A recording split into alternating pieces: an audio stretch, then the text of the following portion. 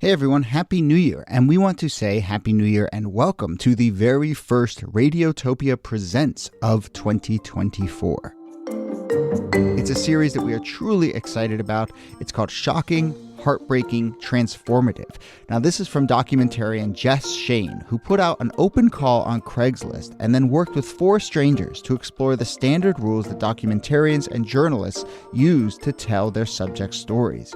So the series gets into all sorts of questions about what happens when people's real lives are collected, edited, and consumed. The show pulls back the curtain on what goes on behind the scenes of your favorite nonfiction shows.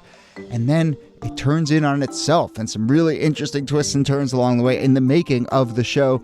I've gotten to know Jess a little bit over the making of this show. Every time I chat with her, there's a new wrinkle to this story. It is really incredible. So go check out the new Radiotopia Presents series, Shocking, Heartbreaking, Transformative. It is out now on your favorite podcast platform.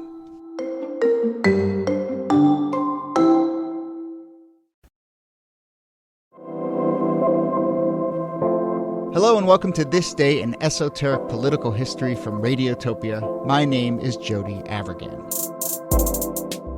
This day, October 16th, 1995, in Washington, D.C., the Million Man March, organized by Louis Farrakhan and the Nation of Islam, along with a number of other organizations. The gathering was intended to, quote, convey to the world a vastly different picture of the black male. A million men did not show up for the march, and actually we'll get into a little bit of the controversy about how many people actually showed up and how hard it is to count crowd sizes. But obviously a big, massive gathering at a very interesting political moment. So here to discuss it is, as always, Nicole Hemmer of Columbia. Hello, Nikki. Hey, Jody.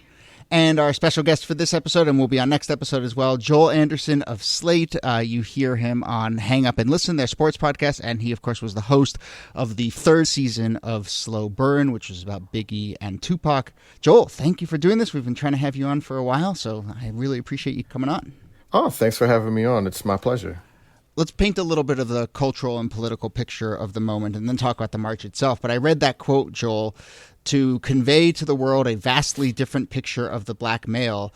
What's the flip side of that? What is the picture of the black male that the organizers of the Million Man March are trying to cut against? Well, I mean, so we're not too long coming off the presidential election where, you know, the Bush campaign was successfully able to use Willie Horton as an example of like black criminality, right? And to scare people about the idea that, you know, black people are sort of out of control. And then that leads us into this super predator era, right? Where there's a need for a crime bill and people are focusing on law and order and getting control of these out of control cities, you know, that are devastated by crime, you know, gang warfare, drugs, all this other sort of thing. So, you know, that's the sort of thing that's going on in media. Like, obviously, there's reasons for why these communities are devastated and why people are struggling in that time. But those are the sorts of things that are out there on the media. And then you're also looking at, like, the birth and the evolution of hip hop out of the West Coast, which is sort of this so-called gangster rap, right? And so you're seeing all these other images of black people in gangs. This is the pathology of black culture. And I was a kid. I was, about 13 years old around that time. And there was a lot of talk around, hey, man, you've really got to, put your best foot forward and, make a good representation of your community. And so that's sort of the context with which Minister Farrakhan and the NOI are talking about, hey, we need to really think about, changing the narrative around black people, particularly black men. Yeah, I mean, this is also just a few years after Bill Clinton's famous Sister Soldier moment, right, where he kind of tries to put a distance between himself and black voters by saying, hey, you have some personal responsibility, which was his go-to term, right. That the problem is not just systemic racism, but a cultural problem. And he gives a speech, I believe the day after the Million Man March, where he's basically doing the same thing, where he's like, you have to understand why white people are scared of black people, and black people need to change their behavior. One kind of other element of the political context, when you read some of the reports at the time, a number of them also mention, obviously, the midterms of the year before. We talked about it on the show. This was the contract with America. I think there was a sense that the conversation, after maybe Bill Clinton had been elected as the famous quote, the first black president, and maybe the conversations about race were coming to the forefront, there was a sense that the new insurgent Republicans were kind of seizing the conversation away. And so there was an attempt here to center things. Both of you got at what I think is the crux here, this question of personal responsibility versus a systemic conversation. So, Joel, can you help characterize why the Million Man March in this moment gathered, and it was about image and personal responsibility and, individual black men and the image they project versus some of the more systemic things that were also present then and continue to be present? Well, I mean, one thing about it is that it gave black people and black men an opportunity to sort of take control of the story here, right? Because, I mean, it's their event. They're saying, hey, look, we're responsible for what's going on in our communities.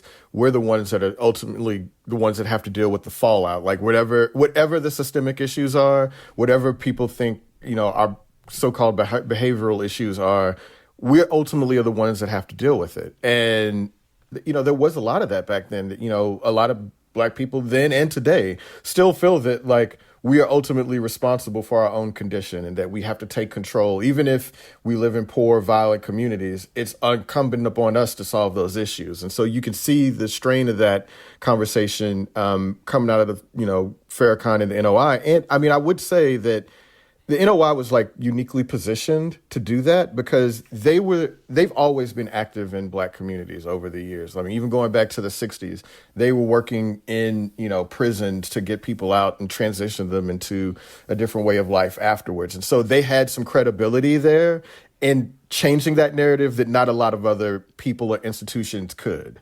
But on that question of narrative, I mean, I'm interested in the kind of narrative that the Nation of Islam and this march was whether the narrative was sort of internal and it was we need to address our community and we need to project an image to ourselves versus external. We need to show the world, what black men are capable of and a different image of black men. And I wonder if there's a tension there or where you feel like this event leaned on that spectrum. I think it's probably, I mean, I hate to not choose, right?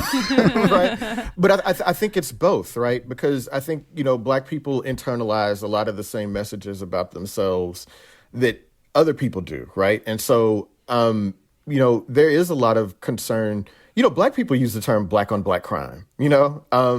It's not like that's not something that just was foisted upon us by white people. That's something we say about ourselves in our own communities. So I think it probably organically starts with we have problems in our community. Nobody else is going to come to our help. We have to take care of ourselves. But, as the march grew larger, as the idea of it became bigger, and they're going to come to D.C. and they're going to descend upon, the seat of power in this country, they're also saying, hey, wait a minute.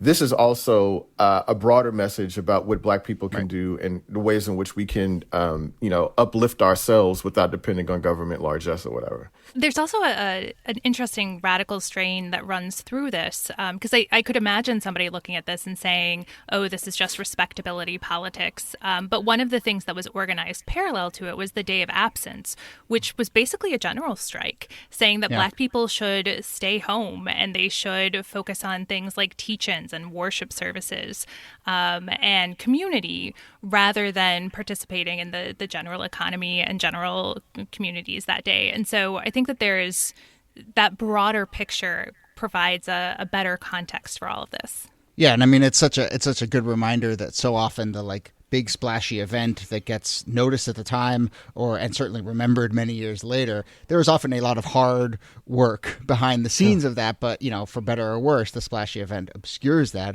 That's come up many times throughout this series and will come up in future episodes. That's why it's really hard to overlook the impact and influence of Louis Farrakhan in all of this, right? And sort of not only his rise to prominence in black communities, in urban communities, but also his continued importance in black and brown communities, right? That, if it were up to anybody other than black people, like Louis Farrakhan, I would imagine be marginalized tremendously, right? Like there would be no way that he would have a platform. Nobody would listen to him because of, all of the very true and very, reasonable critiques of his anti-Semitism, misogyny, all these other things, right? But because he has credibility in these communities, right? He's been there since, for 5, 6, 7 decades, working with poor people, working with people that are recently out of prison. Black people have come to know Louis Farrakhan in a way that most white people just don't.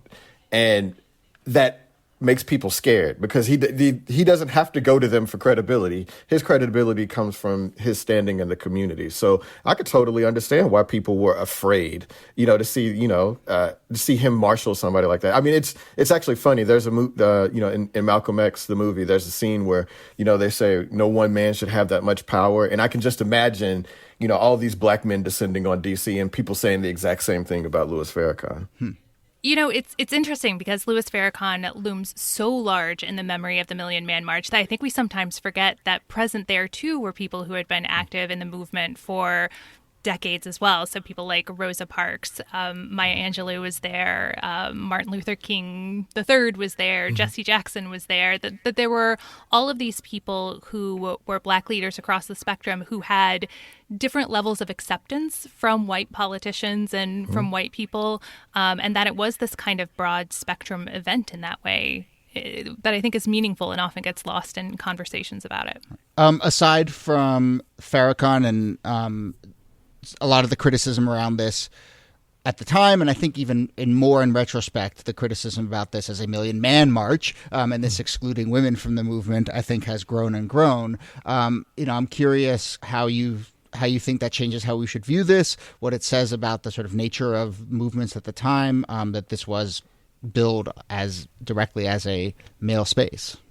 Yeah, I mean, I think that that's just a problem of America, right? That like women and their work and their contributions to activism and anything else is often overlooked. That men force their way to the front of the conversation, right? And they're so eager to take the megaphone without realizing all the other work. And we know that now. We're getting better about recognizing that now, particularly in this political moment, right? Yeah.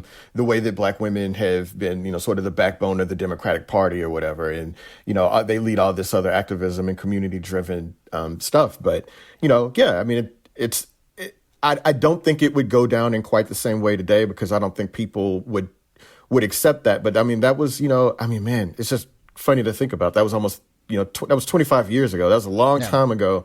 That's more than a generation ago. And so I think that we have a better understanding of the fact that men are not just out here doing this on their own, that women are very much a part of it. I very seriously doubt it would go down in quite the same way today. But maybe I'm wrong. I don't know. Well, and I wonder to what extent it was a function of the way people talked about quote unquote black pathology, that it was always this idea of like absent black men. And that was a very gender segregated critique and conversation that I think is reflected in the shape of the march. Well, Niki, that's a good question because when you think of super predators, I don't think people tend to think of women, right? Like they didn't. Right. You know what I mean? Right. Yeah. I mean, I think this was in reaction a little bit to a sense of black men are in the political conversation, and so black men need to respond to that in some way. But I mean, again, black women are the people that hold that together, right? I mean, they're the ones when black men went to prison, that hold down families and have to, rebuild their communities or whatever. So it's kind of hard to like separate black men from black women in that. But I totally get what you're saying, Niki. That It was black men that in the popular imagination of America and white Americans in particular that they were the problem, and so you can understand why they may want to come together and try to, marshal resources to fix it. I am curious by this question that both of you hinted at of could this happen today or how would it look today? I mean, to state it plainly, the issues at the heart of this have not gone away, right? African-American poverty, incarceration, the wealth gap, all of those are still there. So it's really about kind of what is the nature of the response to the issue. So Joel, if a massive coalition, it has happened a little in 2020, but if a massive coalition of organizations and leaders got together and said, we're going to bring tons and tons of black people to DC for a march, how does it manifest itself differently now compared to this moment 25 years ago? Whew, man, that's a really tough question because I mean the so-called leadership is so much more diffuse now. You know what I mean? Like there's not a few people that you can point to anymore. And like let's just say that Barack Obama happened to be the person that everybody rallied around. There would be a lot of dissension, even amongst black people, about whether he should have that sort of a role at the head of like an activist march like that, right? So I don't actually know how it would come together. But the thing is, though, is that we are coming out of a summer where people took to the streets in ways that have not been seen in like half of a century. So maybe the thing is that it wouldn't be such a national march, right? That maybe, these marches and these activist events are more regional in nature. Like maybe that's, people have started to do that instead of thinking about making one big demonstration. We've sort of touched on that a little bit on this show, that the era of the that's just so remarkable about what's been happening this summer and this fall, is just the diffuse, in a good way, nature and the way that you're describing. And they had Black Lives Matter marches in Idaho. You know what I mean? And Alaska. Yeah. Well, and even, right. And even in New York, where I live, I just remember this moment where on a given day, there was one march in one neighborhood, and then less than a mile away there was another march, and less than a mile, and I feel like in previous generations, the goal of the quote unquote organizers, the number one goal would have been like, get all these people together, right? This needs to be one big unified in every sense. And here it was just like, no, it's just going to be marches everywhere. And I think it's just so powerful and like so fascinating to see why it manifests itself that way. And I mean, part of it is about a media environment, right? That you get all of these people together in one place so you can grab the attention of the cameras and you can show like a critical mass. But when you have instantaneous media coverage in all of these different spots where you don't necessarily need a cameraman in the smallest town in Iowa where a march is happening, then you're able to demonstrate mass mobilization that isn't in just one place. And it's more powerful that way, right? Because Joel's folks in Idaho are in a way more representative of the power and the breadth of a movement than if everybody came to like New York City. Yeah, right. Yeah. To be honest, Black people would not have these marches to themselves anymore anyway, right? Like, we've seen that this is a much broader multicultural moment, and we've seen like how connected our futures are too together, right? So Black, brown people, trans rights, LGBT, other LGBTQ communities, all these people, we all see that we're all marginalized communities in that way. And so I don't think that it would just be a Black march, so to speak. Not in that way, not on that scale. Right. And again, that was one of the more, I think, just amazing and heartening parts of this summer, was to see that all these other issues. I mean, one of the biggest marches in New York in the summer was a trans rights issue. And it felt completely natural that would come on the heels of a march that had started around police brutality. Like, if the people are seeing the Matrix, as I like to say, and seeing the connectivity. All right, but Niki, your point about how when you're looking at 15 tweets or Instagram lives from around the country, it gives you this sense of a massive crowd, I think is really good, and it sets me up to do the thing that I want to do, which is talk about crowd size. Back then, right? This was you and the president. Me and the president, exactly. But no, I will say, because I am fascinated as someone who worked at 538 and thinks about data science and has a sort of soft spot for like rational analysis of things. The fact that crowd size still is like a bunk science and that people haven't really figured out how to estimate crowds. I love those moments where you just see crowd size and traffic. It's like the two things that scientists haven't been able to figure out. I'm fascinated by that. But first off, you put the number of people who are coming into the name of your thing, it's going to set a bar. And so there's a maybe branding mistake there. But it really was politicized and it really was contentious, and there are crowd sizes all over the place. The National Park Service initially said 400,000, but then some researchers said 837,000. But then there were other estimates that said it was 250,000. So, other than it was not a million, do either of you care about crowd size as much as I appear to? I mean, as an inexact art, it's fascinating, right? Those are some pretty big ranges. And, again, with the name, there is a kind of political journalist gamesmanship that happens around this, where it's just like, well, if you don't meet a million, then you're not legitimate and your whole event failed, where I don't think that was how it was experienced by the people who were there. Yeah, right. I also think that 500,000 Man March is not quite as catchy, right? Like the alliteration. Yeah, the alliteration is great, right? Yeah, right. And so that helps a lot. But yeah, I mean, I had kind of forgotten the extent to which that had. I didn't realize that was sort of the tipping point on people like giving up on doing crowd counts. But I do remember at the time it being a big deal. And I remember as a kid, Black kid, teenager in Houston thinking, man, why are they lying on that? Why they know there were 1 million people there. But again, like, how would anybody know? It's all bunk, right? Right. So. Though I guess, yeah, Trump continued to be obsessed with it, which I think is just more evidence that Trump is sort of stuck in the 90s or the 80s in terms of kind of how he sees the world.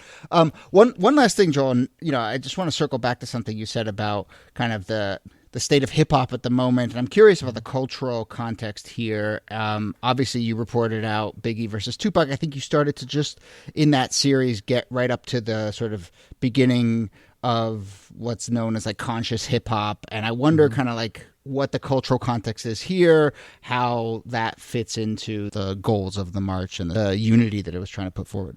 Yeah, well, I mean, the march happened in a really ripe time for hip hop, man. Hip hop was a very diverse art, a lot more regionalized, a lot more, I guess, for lack of a better term, it wasn't taken over by like the big labels at that point, like it is today, right? So you had all these different sorts of rappers with different political points, like, political viewpoints. You had Public Enemy, you had NWA, Ice Cube, J. Rue the Damager, all these guys that, whether they were 5%ers, whether they were full-blown, members of the Nation of Islam, whether they would just, consider themselves black revolutionaries. There was a lot of that in hip-hop at the time. And so it was really like a really good organizing principle. And in fact, if you go back and listen to a lot of the hip-hop from that time, they make a lot of references to the Million Man March or Louis Farrakhan. I mean, actually today, there are still rappers that throw a little Farrakhan references in there, right?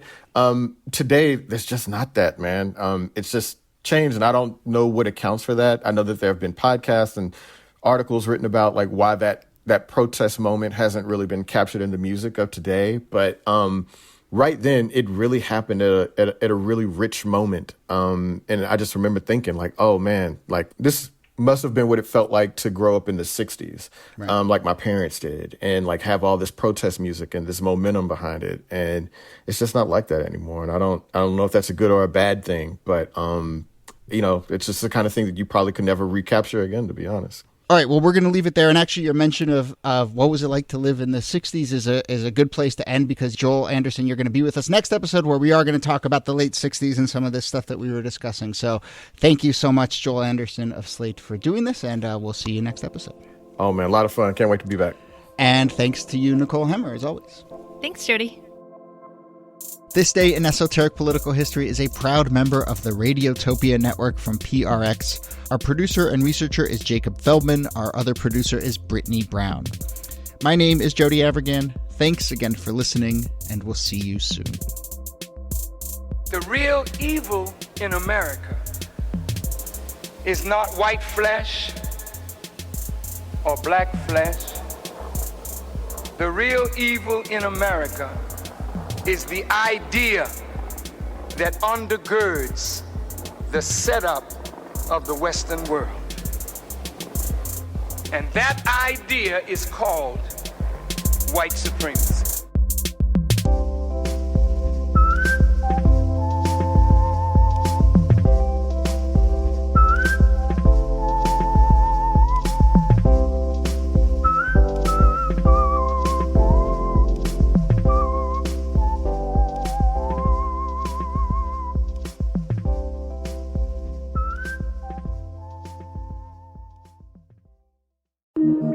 Radiotopia.